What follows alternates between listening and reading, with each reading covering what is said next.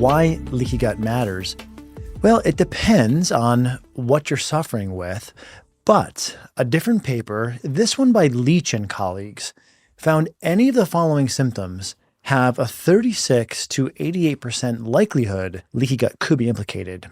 Digestive, so gas, bloating, abdominal pain, constipation, diarrhea, reflux, but also systemic or inflammatory symptoms, fatigue, brain fog, poor mood, skin issues, and joint pain. Again, the prevalence ranges from 36 to 88%.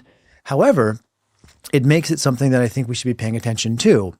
And why this is so important, why leaky gut is so relevant, is this syndrome predominantly occurs in the small intestine. And why does that matter? Well, over 90% of calories and nutrients are absorbed in the small intestine.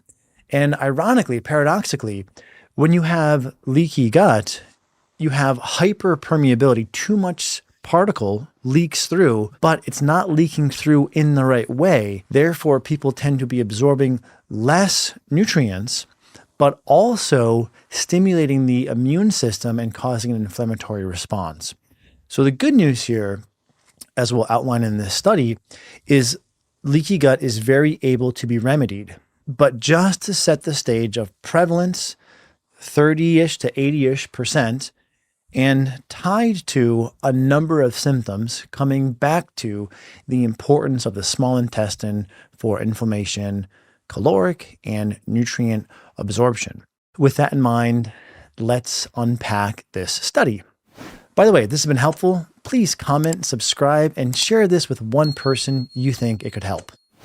Okay, let's set the context. I want to quote the researchers here in terms of, well, why did they do this study? It seems obvious, but let's sort of give the prelude up to this study.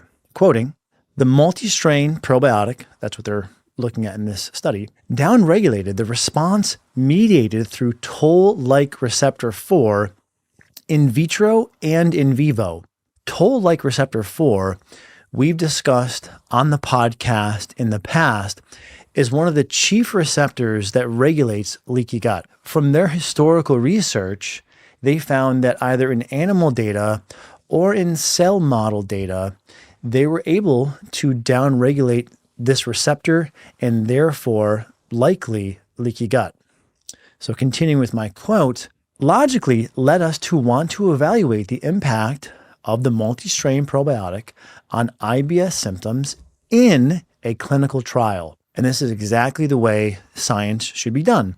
We start with an observation in animal data, in cell culture data, and then we want to replicate that in humans. And as you probably know, but just to make sure to call it out, oftentimes what looks good under the microscope or in animals doesn't look great in humans, which is why it's so important to run a clinical trial such as this. In this study, it was small, 27 patients with IBS and with leaky gut. There was also no control group, so that's important to note. But they did do a good job of screening people who had prior antibiotics or used probiotics previously, or had potentially confounding conditions like IBD, celiac, parasites, or other infections. And they confirmed the leaky gut via radionuclide tracers. So people had to drink before the study and after 1 month in the probiotic, and the amount of particles that could leak through was assessed. They were given 20 billion CFU of a blend of lactobacillus and bifidobacterium.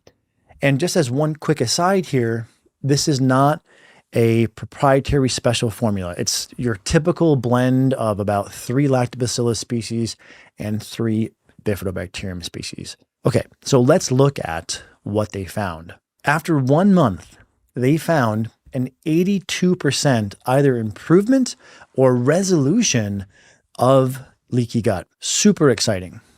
Probably not surprising. Also probably not surprising that 96% of subjects reported being satisfied with their symptomatic improvement, whether this was abdominal pain, diarrhea, urgency, or quality of life. And particularly here, food avoidance and their social life which I'm glad they commented on this because I've made remarks about this on the podcast in the past, that being careful to avoid inculcation about food fear is important, and to try to spin or frame this information empoweringly and not lead people to have an unhealthy relationship with food is quite important.